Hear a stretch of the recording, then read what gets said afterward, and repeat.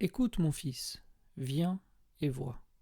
Dans le grand océan, les poissons prédateurs se tiennent tapis, se cachent dans les anfractuosités des rochers, se glissent sur les parois des falaises. Ils guettent, immobiles, attendant le flux que la marée apportera. Puis soudain, éclairs dans l'eau, ils surgissent pour chasser, pour se nourrir, et aussitôt disparaissent, retournent se fondre dans les ombres, observant chaque mouvement, chaque frémissement que le courant leur rapporte.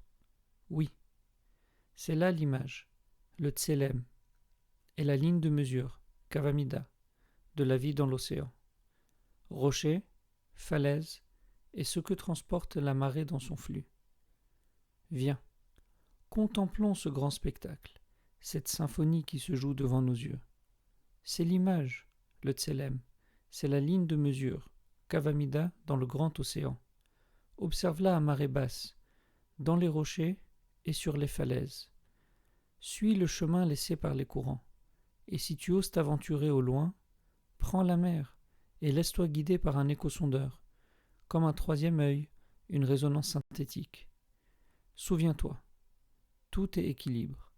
Observe, respire, ressens. Chaque mouvement est un accord, chaque accord une symphonie. Chaque équilibre crée un accord. Chaque accord nourrit l'harmonie de cette symphonie. Écoute, mon fils, viens et vois.